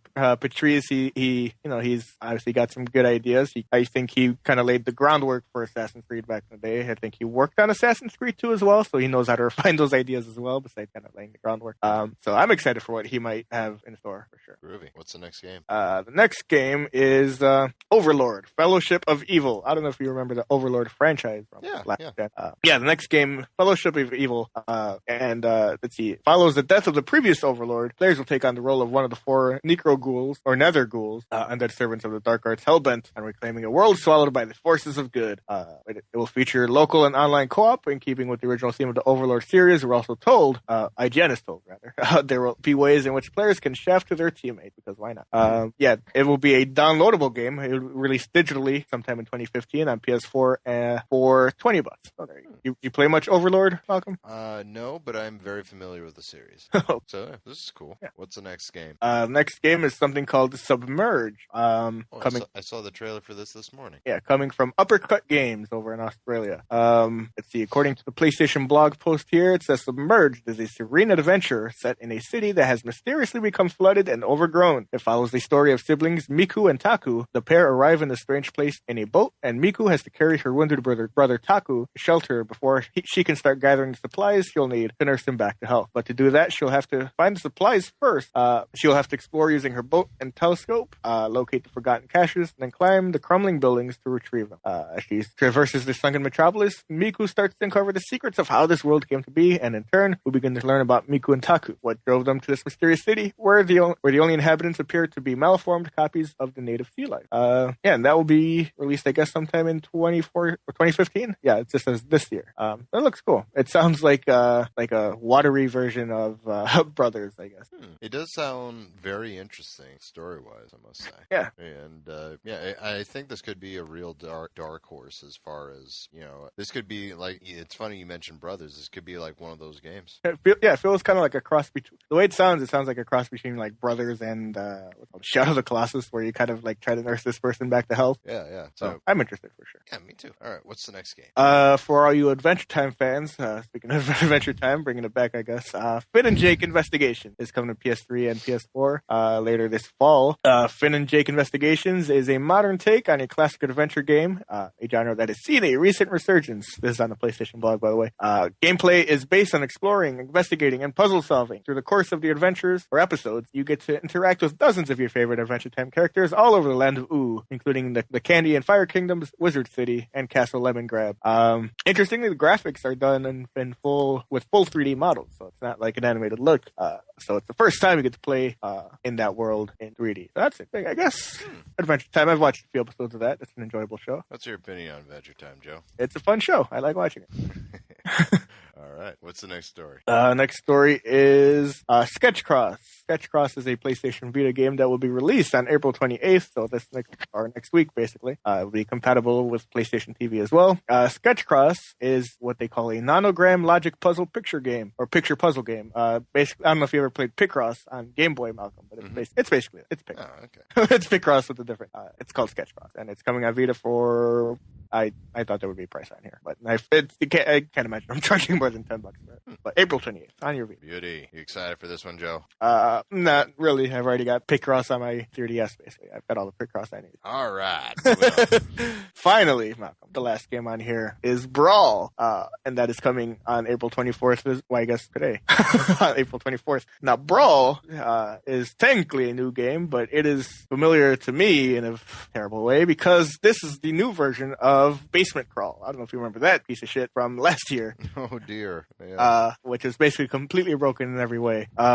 And basically this is a completely redone version of that, and it will be available for $15 for the first month, and then it will bump up to a regular price of $20 thereafter. If you have Basement Crawl, you can download this game for free. This is the apology game, isn't it? Yeah, basically. And this report is on IGN, and the comments are very negative because everybody knows how terrible the game was, and there were a lot of replies from the developer, which is always a little sad when you're replying to negative comments like that. Like one comment says, overpriced Bomberman ripoff. That's a reboot of the terrible Basement Crawl. And Bluebird Team, which is the developer, reply says, as I told before, it is a completely new game. You can try a demo to get your opinion. Another one said, isn't this Basement Crawl, which was awful? And then they replied, no, it's a completely new game. The one only connection here are concept and 4 characters. All other stuff are completely different. And instead of saying sorry to Basement Crawl users, we're giving them Brawl for free. So, I mean, on the one hand, it's good that it's completely different, I guess. On the other hand, how good can it be if they completely remade another game in less than a year? Oh, I guess we'll find out. Yeah, I might check it out out of morbid curiosity. It's free for me anyway. Do me a favor, check it out. Just but man, that last game was fucking. It's still the worst game that will probably ever release on PlayStation. It's certainly the worst game on the platform. Right. All right. Is there anything else? No, that's all I got. All right, I got one more. Okay. So, trailer talk with Malcolm this week. As today, they released a gameplay footage trailer of Mad Max. Have you had a chance to see this, Joe? No. I have to tell you, and I'm kind of shocked I'm saying this. It's got me and my wife really excited for Mad Max. Okay. The game being developed by developers also do Just Cause is cause for celebration and excitement, I think. Indeed. The game is a huge open world game where you're in the wasteland of the apocalypse here. The game starts starts, and it's impossible to look at this game, first of all, and not feel that it's a serious Borderlands. Because, like, the guys the freaking enemies that are beating up Mad Max in the beginning look just like the psychos from Borderlands, except it's like a serious version of them. But anyway, the game starts, they take your ride, they beat the crap out of you, and they leave you for dead. And as you play through the game, you can collect different car parts to make your ride. So it can be a tank, it can be a sweet-looking ride, for lack of a better term. You can use it for ramming, it could excel in firepower. It's like completely your own, which is really cool. And you do this by finding supplies all throughout the wasteland. You can also get new guns, armor, and stuff for Max as well. As you play through the games, you have to like make deals with other gangs to get supplies, which this is going to be like a really supply-heavy game as far as where you get bullets from, where you get guns from, etc., etc. On top of that, you can find like hidden areas throughout the game, and during the game, you'll have to play through sandstorms and fights with. There's lots of footage of car combat in this game, which you're like ramming people. You have people joining you in the car, shooting missile launchers at them, and the explosions are just phenomenal. And there does look like there's going to be a survival element to it, as there's several scenes where Mad Max eats dog food. And even one pretty crazy scene where he goes up to a corpse of a human being and starts eating from there. Yummy. Indeed. It actually looks like a kick-ass bat, and there's lots of scenes of combat, including one fight that takes place in Thunderdome, which Mad Max aficionados will recognize as well. So it looks like a surprisingly really good game. I mean, like the terrain is very vast. There's lots of different elements to it. So this could actually be something good, Joe. Yeah. So I definitely recommend people go check out that trailer and draw their own conclusions, including you, Joe. So, okay. All right. Well, that's my little spiel on the Mad Max trailer. So, Joe, I guess that means it's time for the drop. Yes, sir, it is. And this week's drop is highlighted by Shovel Knight, releasing as the final spring break, or what is it? The spring break event, or what's it called? Spring Fever, I think. Spring Fever, yeah, Spring Fever. That's the highlighted game of the week, and the final one of this whole promotion. That'll be released. That is a cross-buy title on 3 platforms. So if you buy it on PS4, you get PS3 and Vita versions as well. So I'm excited to check that out for 10% off for the first week. So $13.49 if you're on PlayStation Plus. Shovel Knight, everybody. Great game. Yeah. Best game last year.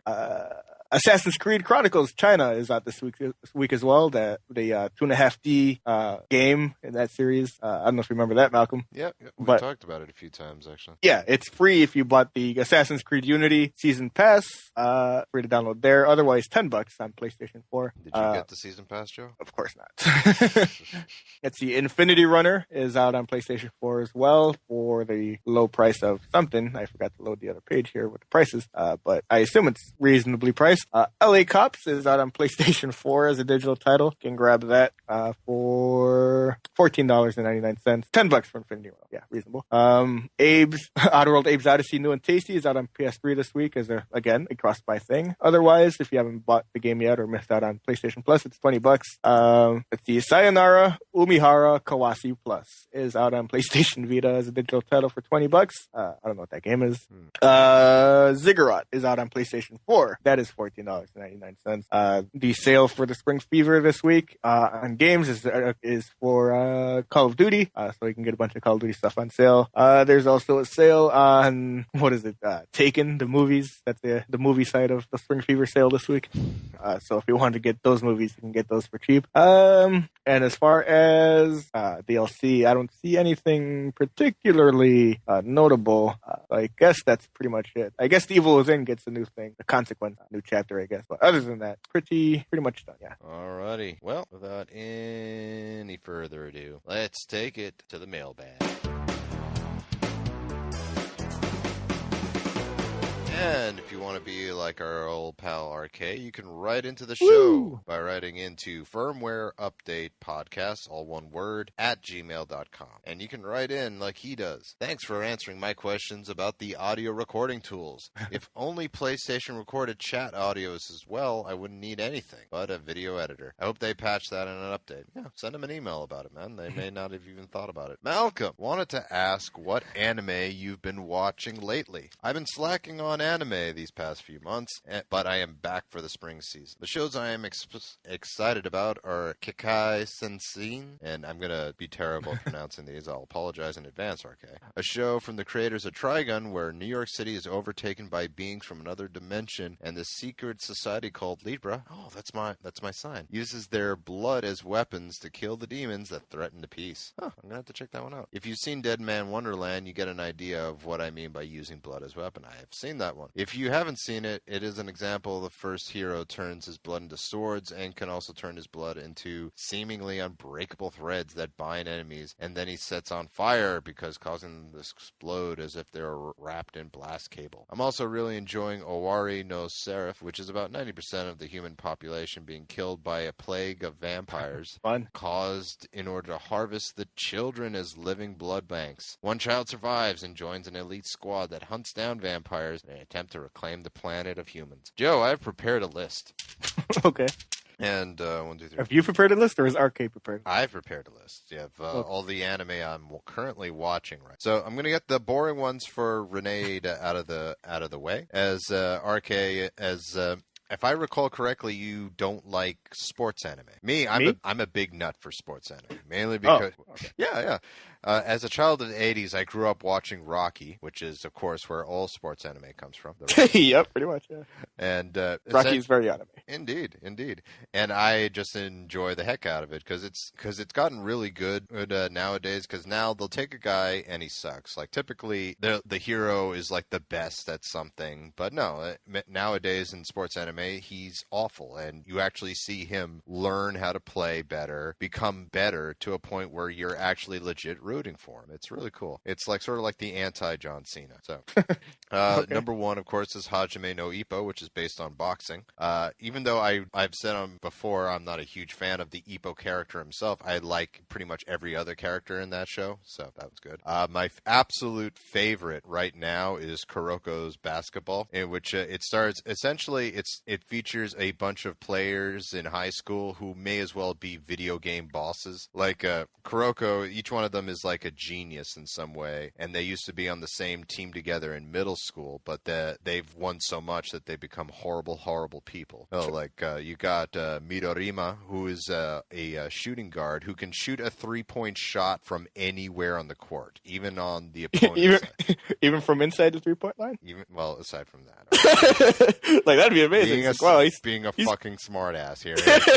Hey, what about if it's not a 3-point shot? No, it obviously. Well, I mean, you said anywhere on the court, or meaning not just behind a 3-point line. You could be like on the other team's side and shoot the ball. Or there's Mone, who is the fastest player there is, and he can make a shot from like any position. It's actually pretty monstrous, and all these characters that used to be on the team with Kuroko, and he has to basically beat all of them to sort of teach them, what it is to play basketball, because it's like they're such geniuses, they can basically win the games by themselves until Kuroko beats them. Like, it's actually a story point when they start passing the ball to their teammates.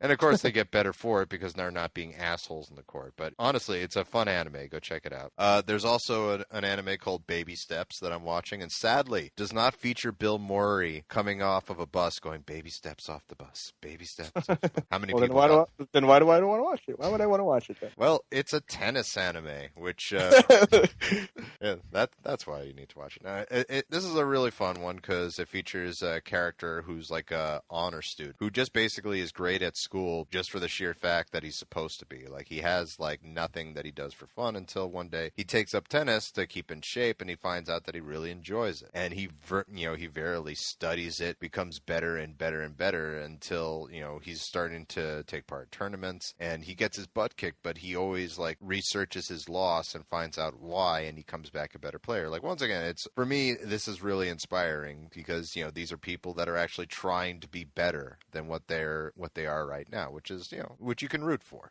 So that's it for the sports anime. I'm also watching anime such as Saint Seiya Omega, which, if I could sum it up, take Sailor Moon but make it for boys. So, instead of, schoolgirl dresses, they transform into badass armor, and they're just like punching and beating the shit out of each other. And I like it. So Saint Seiya Omega, there's quite a few Saint Seiya series, and each one gets a random word at the end. Like in this case, it's Omega. That one's really cool. I think Joe left. No, I'm here. Oh, I'm here. Okay.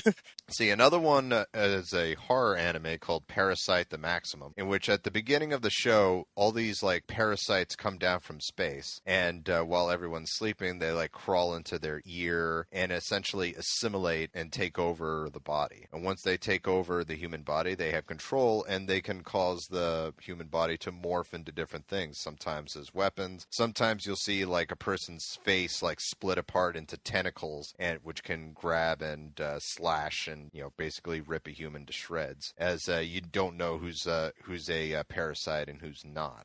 The main character, the parasite, isn't able to crawl in through the ear, which is ideal because then they take over the brain, which allows them to take over the body. But in this one, he doesn't have much time to like crawl in anywhere, so he just crawls into the guy's right hand. At which point, the parasite is alive, but the host is still conscious. So they basically have to form this awkward bond / relationship, which sees them take out other parasites to try to save the human race. And as the main character forms a closer bond with his parasite, he suddenly loses more and more of his humanity as the story progresses, to a point where he's sort of a sociopath because he doesn't feel any emotions anymore. It's a pretty interesting tale. So that one's a fun one. There's JoJo's Bizarre Adventure, which I gotta tell you, Joe, it's like this anime, I don't know how to quite make it, as it feels like it's an anime that's making fun of anime. I've seen or have heard much about JoJo's Bizarre Adventure, and what you just said there sounds accurate. Yeah, it's so ridiculously serious and over the top at times. And if you go to Crunchyroll, which is where I'm watching all of these, it drastically changes. In the first series, he's just like this poor rich boy who has to master martial arts because of this douchebag that gets adopted into his family that starts to become the father's favorite. In the next series, he's a juvenile delinquent that's been possessed by this fighting spirit who has to team up with other people who are possessed to fight even more evil people that are possessed. And it's just hysterical. Like, you're watching this, it feels like it's making fun of anime, but it's like regarded as one of the most pure bits of anime there is. So that one's good. There's Akame ga Kill. That one's an interesting one, as it's kind of like Basilisk, or to make it more understandable for people out there, it's kind of like Game of Thrones, which as it revolves around this group of assassins who are helping this revolution to take over this evil government. However, when I say it's like Game of Thrones, a lot of those characters are going to die, and it always comes out of left field when they do perish, and it's kind of sucks, as at first you're like, it seems like just like this fun comedic anime where they're all getting along, and it's a lot of laughs, and you start liking a character, and then like 10 minutes later, one of those characters' head is on a pike because they were just taken out by the evil army, and it's like, oh, that's a downer. But it's really cool, real fun combat, and like I said, you genuinely like the characters, so unfortunately you care when they die. So, and let's see, there's Kaiji, Kaiji, which is actually a pretty old anime, but it's revolves around this loser named Kaiji, who's a gambler who has like 10 million yen in debt to this Yakuza gang. So he has to play in all these like ridiculously life-threatening games in order to make the money to pay it off. There's like one game where it's essentially they just constructed an iron beam to go from one building to a skyscraper that's right next to him. So he basically has to tightrope across this beam in order to make it to this building, or in order to make $10 million. It's an anime that asks the questions, what would you do to have all the money that there is?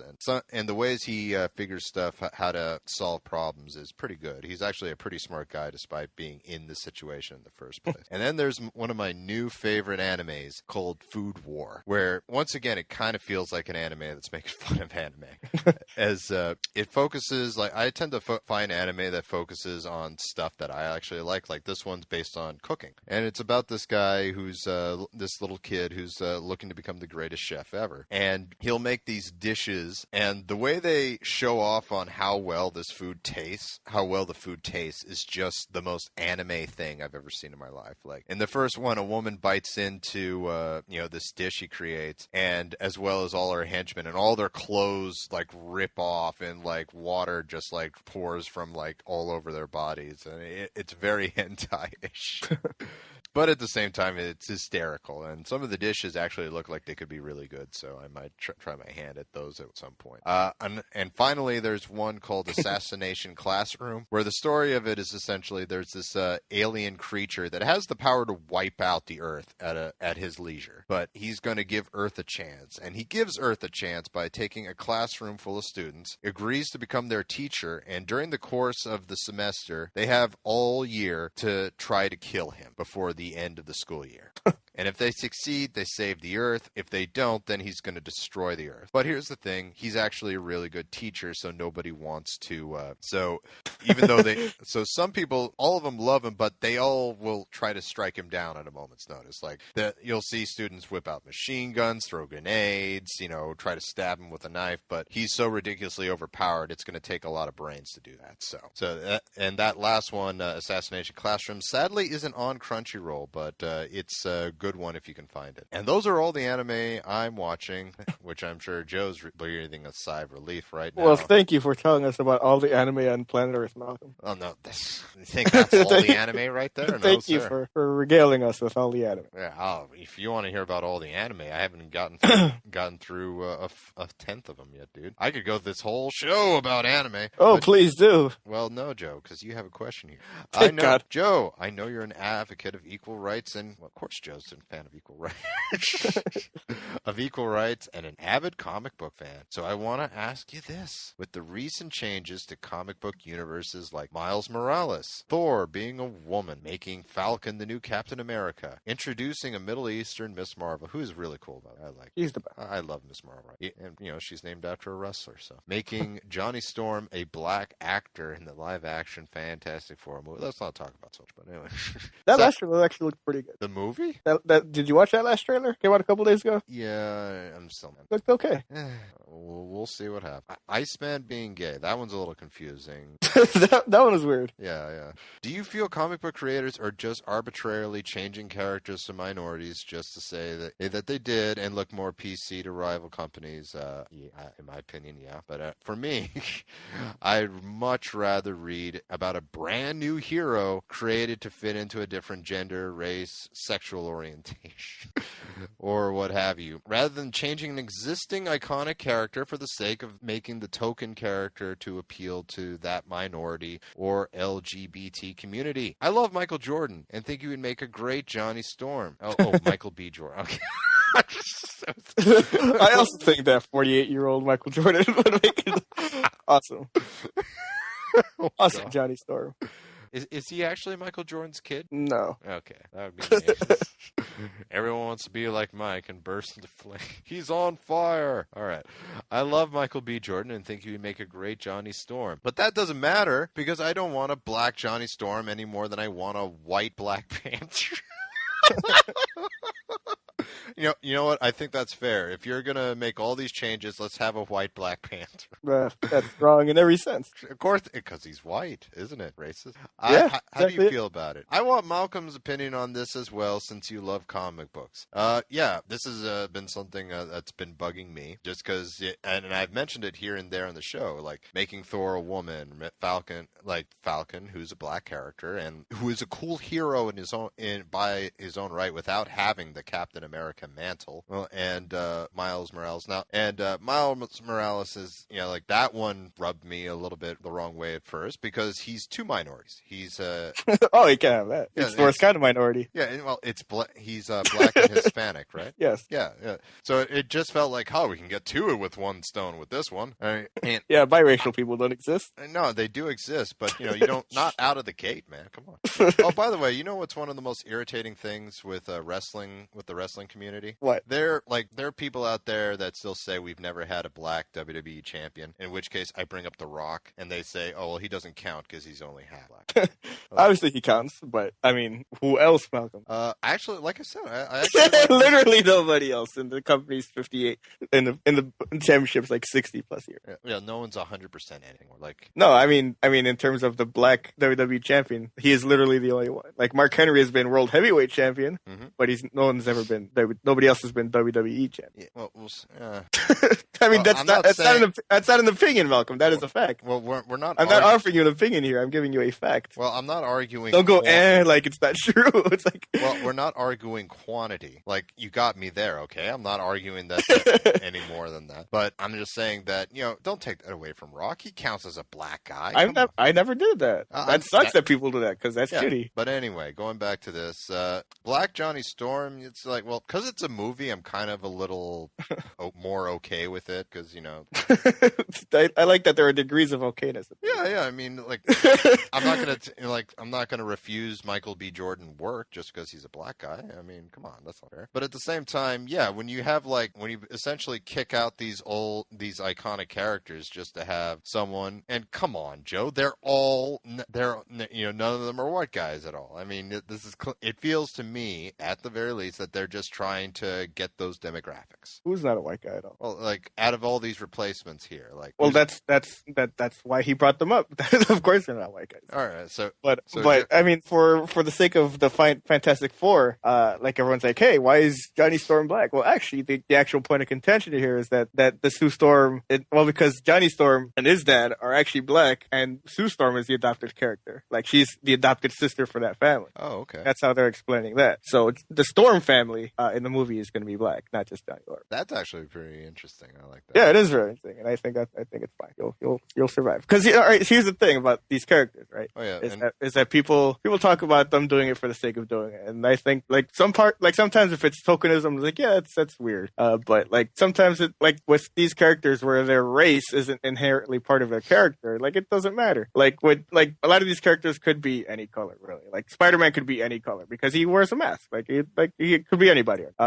But when you bring up the inverse, it's like, well, why don't you make black characters white? It's like, well, because their race is part of their character. Like Black Panther is, like, him being a black man is a part of his character. Luke Cage being a black man is part of his character. Like, their upbringings are what make them the heroes that they are present. So you can't just go ahead and change them and say that it's an equal reciprocation, so to speak. Well, my issue with that entire statement there is like, number one, I completely disagree with that in terms of the characters. Like, Spider-Man could be anyone because he's wearing a mask. No, Peter Parker is Spider-Man. Yeah, but his being white isn't part of what makes him a hero. Like, it's not part of his makeup as a Spider-Man hero, or as a hero, or a hero being Spider-Man. Like, him being white isn't part of the way. What is being white, Joe? White is being a very privileged individual in America. That is bullshit right there. It is not, Malcolm. I would guarantee you that I have faced things that you would never face. All right. What have you faced? Well, no. Okay. Well, I had make the show really dark, isn't it? Well, remember when I brought this up a few months ago, where my white neighbor came over for a boxing match and he started throwing around racial epithets? Oh yeah. Yeah, I remember that. That was fun. Mm-hmm. All right, but that doesn't mean that Peter Parker didn't face adversity too. I mean, granted, Sure, but it probably wasn't because he was white. Like, he's faced adversity, but it had nothing to do with his race. Like, his adversity is Uncle Ben being murdered. That's the core one. But his being white has nothing to do with it. Well, Uncle Ben died because he lives in New York City. New York City is a dangerous place. It just happened. Yeah, it was random. Go ahead. Sorry. But like a lot of things that brought up that happened for, like, say, Luke Cage's his upbringing as a character before he became a superhero. Those are experiences inherent to growing up as a black male in like New York. Those are very different experiences than Peter Parker growing up as a teenager in Queens. Yeah, like, okay, fine. And maybe it was worse, but that doesn't mean that, oh, well, then, Peter Parker matters less than Luke Cage does because he didn't go through that adversity. I'm not saying the character himself doesn't matter. I'm saying that this one aspect of the character, which is Peter Parker's race, doesn't necessarily matter the way Luke Cage's race matters to the character. Well, that's a distinction that people don't quite either focus on or just completely miss. All right, well, I don't know. Is that fair, Malcolm? That is white. Well, not that white people don't face adversity, Malcolm. It's just that they face a very different kind of adversity, or they're just different things that colored people of color, that's people of different orientations, whether sexual or gender, like those are things that people of a straight, white, blah, blah, blah, don't necessarily face. Well, which straight white person would encounter all that racism, Joe? Who, Mel? White Black Panther? I know that RK said that in jest, but I really want to see that white Black Panther, and I want it to be called White Black Panther. White Black Panther. What would White Black Panther even be? Oh god, Jay Carter thought he was just entering a martial arts combat, but it turned out it was the Black Panther contest. Jay Carter became the White Black Panther. But obviously, this whole conversation is obviously not going to be fixed here on this particular podcast. But it is a conversation worth having for sure. Yeah, and just to go back, just to wrap up my point here, despite whiteness aside, Peter Parker is like a major character from growing up. That to me, that is who Spider-Man is, and to just like say brush him aside, just to here's a black character or here's this guy who's not white, and cheer for him. Yeah, that feels a little weird. I mean, if you are going to make a character like that, I agree with what RK is saying. Make him a new character and make him kick ass. Make him awesome. When I say a new character, I don't mean like that Bat Knight dude who's they'll make him like a knockoff once again of another superhero. Make him his own thing and like seriously push him. Like for me, Miss Marvel, I think that makes complete sense to me. Like, yeah, Joe, you may say, oh, you're being hypocritical, but considering that she's a young girl and obviously looked up to Miss Marvel when she went growing up, and her powers are kind of different from Miss Marvel, isn't it? They are very different from Miss Marvel. Exactly. So it's like not the same thing. She's just doing her best with what she grew up with. I mean, and I think that's cool. I think that's a great Miss Marvel right there. And I've been really digging her adventures so far. I mean, that's a good way to do it. Miles, the introduction to that character and whatnot was a little weird for me still. You're just like, oh, he takes off his mask. Oh, it's a black Spider-Man. I'm like, even his suit is a little black too. It's in case you didn't quite grasp the fact that he's a black. I mean, come on. Well, he didn't design it. I didn't. Of course, I would have just left it the same. That's why. Shield designed the suit for him. Indeed. By the way, what's his name? Is Nick Fury black in the Ultimate Universe? He's black in both universes now. Ah, okay. Although they'll both be the same universe soon because they're doing that whole Secret Wars thing, which is a whole different mess. So the movie verse is going to tie into the comics too? No, okay. But not the movie. That's a different. The Marvel Ultimate Universe is going to crash in with the regular one. But going back to that one point though about characters being completely original, that'd be awesome. I would love for more people to be invested in original characters featuring minority characters. But the thing with that is that people inherently pay less attention to those characters if they're completely new. Like, Falcon, of course, was a completely original character back in his day, but he's much less popular than Captain America. But you put him in as Captain America, suddenly there's more focus on that character. What's his name? Sam Wilson. There's much more attention on Sam Wilson as Captain America than there is on Sam Wilson as the Falcon. So, I mean, a lot of these things are usually temporary anyway. Like Thor Thor will eventually go back to being Thor Odin's son will go back to being, the Thor with the hammer, and then whoever this lady is will probably go on to get her own book as not Thor. That'll be the name of it. It'll be called Not Thor. White Black Panther. Not Thor and White Black Panther. We'll get a team up book. But yeah, in a lot of these cases, like Captain America, like the reason Sam Wilson is Captain America now is because in the comics, Steve had like the super serum that gave him his powers, sucked out of his bloodstream. So he's reverted back to the old man he's supposed to be in this age.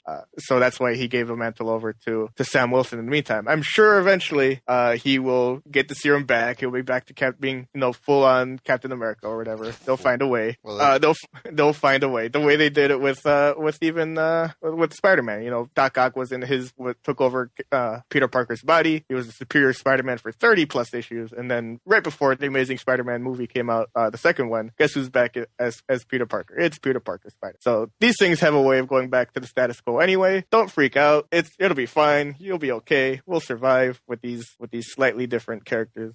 The reason they do this is because there's just more attention on them. Like I would love for like Kamala Khan, as awesome as she is as Miss Marvel, to be a completely new character. Like not Miss Marvel, but I don't know, Stretchy Girl or whatever they would have called her. Stretchy Girl. And for her to be just as popular, but like there are more eyes on that book because it's called Miss Marvel, not because it's whatever they would have called her otherwise. You know what I mean here? Like yeah, I mean like it's a sucky business thing. Like there's for all the great stuff for all the great things that come from representation in these comic books, like we're putting women and colors of characters of color in these prominent roles. Inherently, all these things are driven by business decisions. So that's why things are happening, whether they're good natured or not. Business is what ultimately drives everything. I mean, this is how you get the rub in comic books. It's like how Curtis Axel began as the son of Mr. Perfect. Basically, yeah. And he used that to parlay into a successful career of being a clone of Hulk Hogan. It's and it really is in any. You can do that in a lot of different things. Like you'll hear like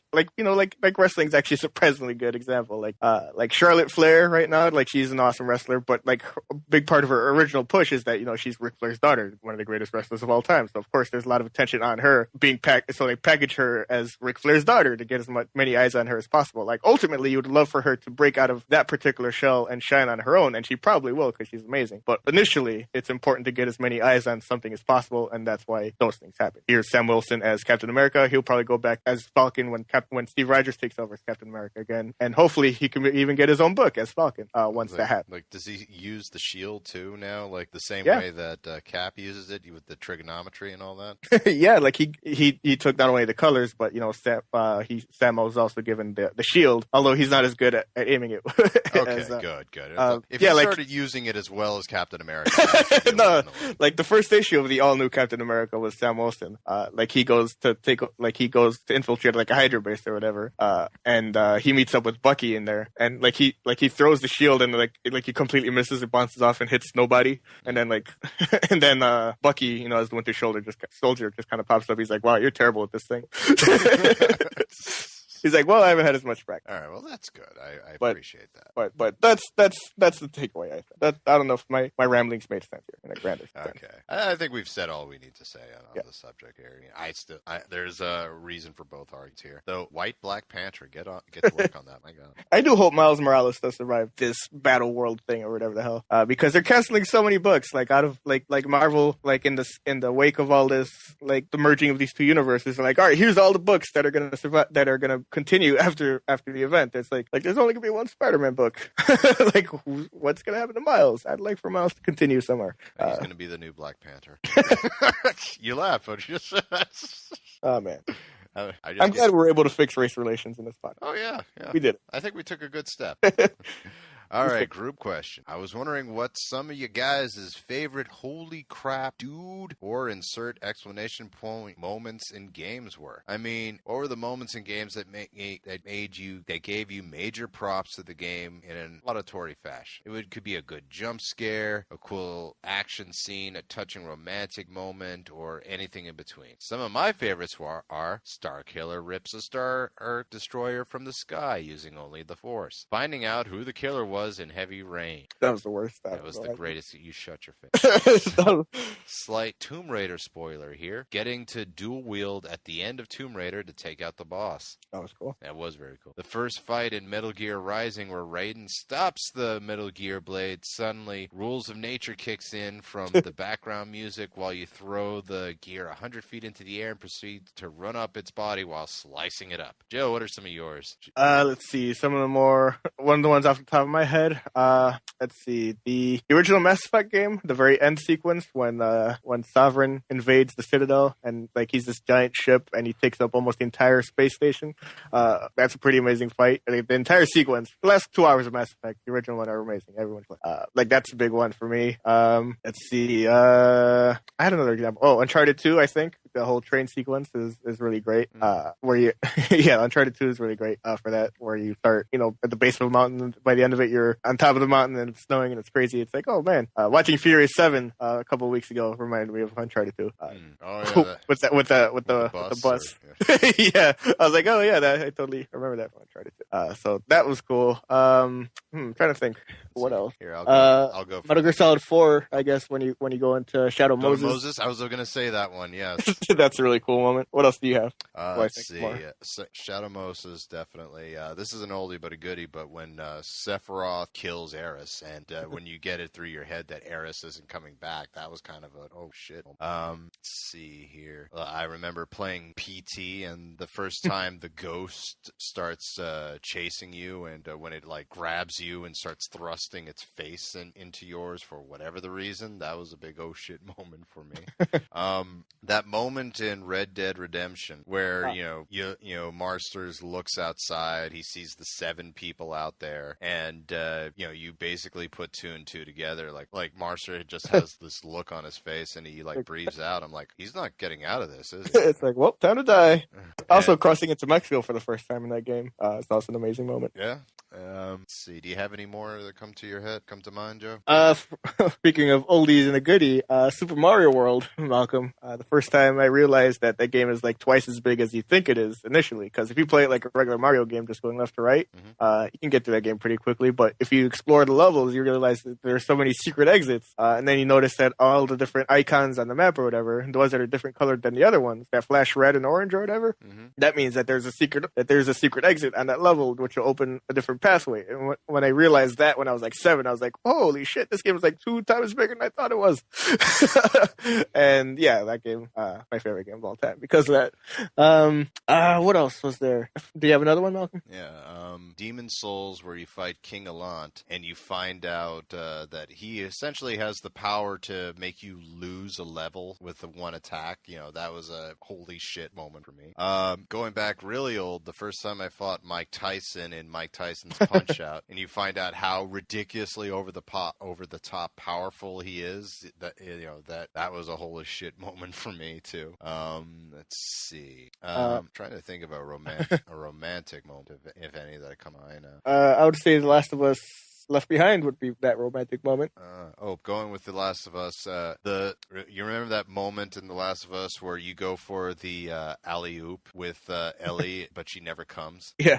And you just, Joel just slowly looks up and sees her sitting over there, and your heart just breaks watching it. It's like, oh shit, this poor girl.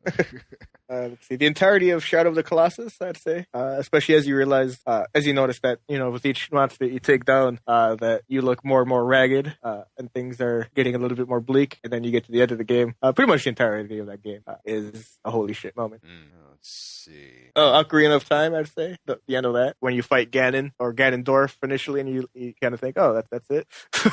And then he morphs into full-on Ganon, and he's much bigger. You're like, holy shit. That's a pretty cool moment. Let's see. I bring this up a lot, but Crisis Core, when you get to that end scene where you take control of Zax, and it's his death scene, but he takes on all this endless wave of Shinra soldiers that'll just continue until you die. And you just spent like this entire time like falling in love with this guy that he's such a great character, and now that Square says, all right, now you have to watch him die, and you're like, fuck you, I'm not going to let him die, and you try your best, but it's for naught because he's supposed to die here.